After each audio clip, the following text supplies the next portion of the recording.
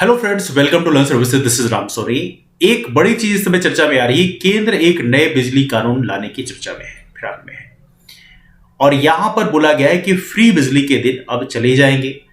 अब ऐसा नहीं कि फ्री बिजली आपको नहीं मिलेगी, मिलेगी, सब्सिडाइज प्राइस से मिलेगी, लेकिन आपको मेन प्राइस देनी पड़ेगी। मतलब कुल मिला के ये है कि मान लीजिए सपोज करिए बिजली की 1 यूनिट का यदि प्राइस मान लो लगता है कुछ 20 रुपए, अभी तो हालांकि 10 रुपए चल रहा है, कुछ जगह 12 रुपए है, कुछ के लिए ज्यादा है।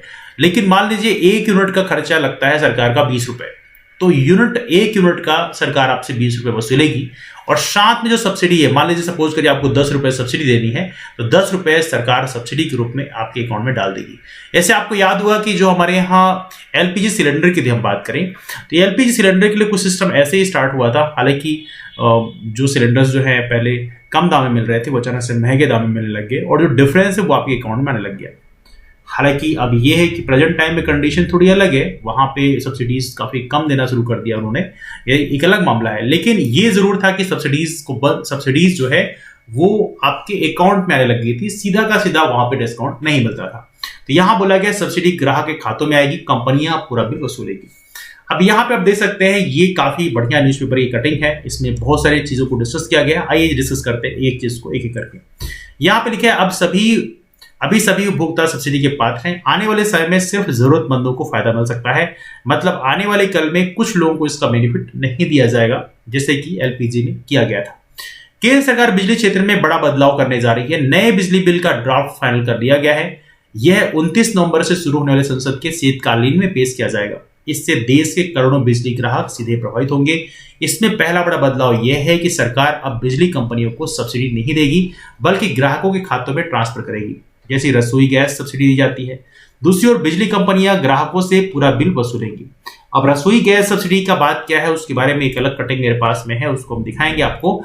लेकिन एज ऑफ नाउ ग्राहकों को बिजली पूरी कीमत पर ही मिलेगी। फिर स्लैब के हिसाब से सरकार ग्राहकों के खातों में सब्सिडी ट्रांसफर करेगी। जिसकी इनकम जिस लेवल पे होगी उस हिसाब से सब्सिडी दी जाएगी। इसका सबसे बड़ा असर यह होगा कि मुफ्त बिजली के दिन खत्म हो जाएंगे, क्योंकि कोई भी सरकार मुफ्त बिजली नहीं दे सकेगी। हालांकि यह ग्राहकों को सब्सिडी दे सकती है। अब मुफ्त बिजली की बात करें तो बेसिकली ये सरकार ने जो नया कानून लाया है, दिल्ली गवर्नमेंट में बेसिकली, क्योंकि वहां पर बिजली काफी सब्सिडाइज प्राइस में थी। एवनली मध्य प्रदेश की बात करें तो यहां पर आपको याद होगा कि यहां पर एक बिजली 100 रुपए में 100 यूनिट बिल बिजली देने की बात की गई थी। तो वहां पर बेसिकली ऐसे जो कानून है वो ना बन पाए, इसलिए केंद्र सरकार जो है ऐसा एक नियम बनाएगी। हालांकि ग्राहकों को सब्सिडी दे सकती है। इसमें सबसे बड़ी आशंका है कि सरकार सिर्फ जरूरतमंदों को ही सब्सिडी जारी रखेगी, जैसा रसोई गैस के मामले में देखा जा रहा है। जबकि अभी देश भर में स्लैब के हिसाब से सभी बिजली ग्राहकों को सब्सिडी का लाभ मिलता है।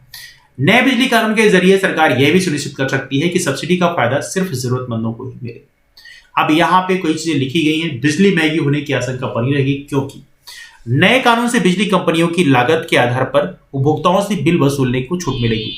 अभी बिजली उत्पादन कंपनियों की लागत ग्राहकों से वसूले जाने वाले बिल से 0.47 रुपए प्रति यूनिट ज्यादा है। इसकी भरपाई कंपनी सब्सिडी से करती है। यानी वर्तमान परिस्थिति के हिसाब से नए बिल के बाद बिजली 0.47 रुपए पर यूनिट महंगी हो सकती है।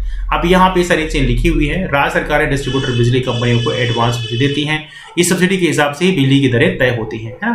अब नया कानून यदि लागू हो जाता है तो पूरी लागत ग्राहकों से वसूली जाएगी, एवज में सब्सिडी खातों में ट्रांसफर होगी बाद में। तो केंद्र सरकार बेसिकली करेगी। नया कानून लागू करने में कुछ चुनौतियां भी हैं। अब क्या चुनौतियां है जरा इसको जान लेते हैं। कनेक्शन मकान मालिक जमीन दुकान के मालिक के नाम पर होता है। अगर उपभोक्ता किराएदार हो, मतलब जो हम लोग यूज कर रहे हैं, तो मान लो सपोज करो हम अपने घर के मालिक नहीं, हम किराएदार हैं, उस कंडीशन में सब्सिडी किसे मिलेगी यह स्पष्ट नहीं है। अभी भी एक बड़ा चैलेंज है, क्योंकि यदि आप कनेक्शन लेना चाहते हैं तो ये एक बड़ा चैलेंज है कि यहाँ पे किराएदारों को कनेक्शन नहीं मिलता। बिजली की खपत के हिसाब से सब्सिडी तय होगी, इसलिए 100% मीटरिंग जरूरी है ना। 100% मीटर लगे होने चाहिए। कई राज्यों में बिना मीटर बिजली दी जा रही है। उदाहरण के लिए महाराष्ट्र में 15 लाख कृषि उपभोक्ता ऐसे हैं जिन्हें बिना मीटर बिजली बिल मिल रही है। ये कुल कृषि उपभोक्ताओं के 37% है। सब्सिडी ट्रांसफर में देरी हुई तो उपभोक्ता परेशान होगा। कई बार ऐसा होता है सब्सिडी टाइम पर ट्रांसफर नहीं होती। सरकार का काम तो आप जानते हैं। कई बार हम लोग जो है जैसे नरेगा की बात करें तो नरेगा में लोग काम तो कर जाते हैं, लेकिन कई बार उनको कई महीने जो है पैसे नहीं मिल पाते। तो ये बड़ी समस्या पैदा होती है। क्या केंद्र सरकार यहाँ पर भी गपत कर सकती है? गपत तो नहीं कहूंगा, लेकिन डिले कर सकती है और इससे आम लोग परेशान हो सकते हैं। सब्सिडी ट्रांसफर में देरी हुई तो उपभोक्ता परेशान होगा।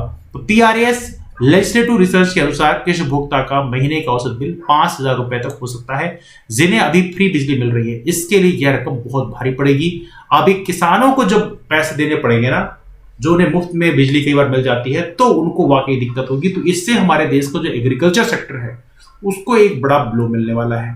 सरकार को इसलिए लाना पड़ रहा है नया कानून। क्यों लाना पड़ रहा है, जरा देख लेते हैं। बिजली वितरण कंपनियां बताती हैं कि भारी घाटे में चल रही हैं। उनका घाटा 50,000 करोड़ रुपए को पार कर चुका है।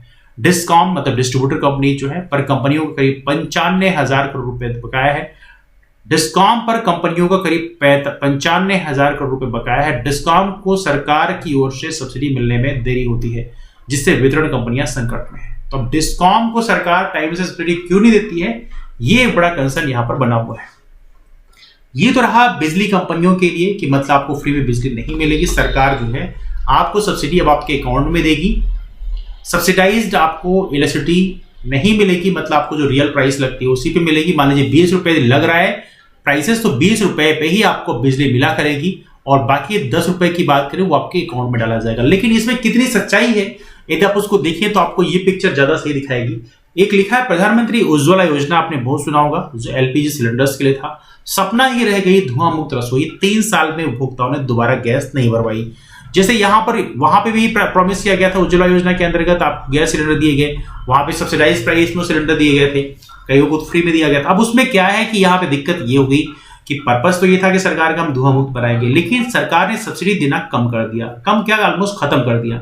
अब जब इन्होंने सब्सिडी देना ऑलमोस्ट खत्म कर दिया तो उससे नुकसान क्या हुआ, उससे आम जनता को नुकसान ये हुआ कि वहां पर वो जो लोग जो है 1,000 रुपए में कहां से गैस सिलेंडर खरीदें, जिसके घर की डेली की महीने की इनकम जो है मान लीजिए मैं कहता हूं 5,000 रुपए है, तो 1,000 रुपए का सिलेंडर वो कहां से खरीद के लाएगा। तो कहीं ना कहीं ये आम आदमी के पास एक बड़ा चैलेंज, जो अमीर तबका है या जो मिडिल क्लास फैमिली है उसको बहुत दिक्कत तो नहीं होती, लेकिन जो हमारे देश का जो गरीब तबका है, जिसकी आबादी हमारे देश में 30-35% से जाता है, तो उसको जरूर यहां पर एक बड़ी समस्या का सामना करना पड़ता है और that's a big challenge for them. तो यहां पे ये मामला हो रहा है, कहीं ऐसा तो नहीं कि प्रधानमंत्री उज्ज्वला योजना जिस तरह से फ्लॉप साबित हुई थी, वैसे ही कहीं फ्री बिजली का जो सिस्टम जो कह रहे हैं कि हम सब्सिडी जो है आपके अकाउंट में डालेंगे, कहीं ये सिस्टम भी उस तरह फ्लॉप ना हो जाए। आपको इसमें क्या लगता है, आप नीचे कमेंट करके जरूर बताएं, मुलाकात करते हैं आप उस पर। लेकिन हाँ, मैं चाहूंगा कि वीडियो आप अच्छे से शेयर करें अपने दोस्तों को, यार दोस्तों को, और यदि आपने चैनल को सब्सक्राइब तक नहीं किया then do subscribe the channel. मिलते हैं फिर, तब तक bye bye and take care.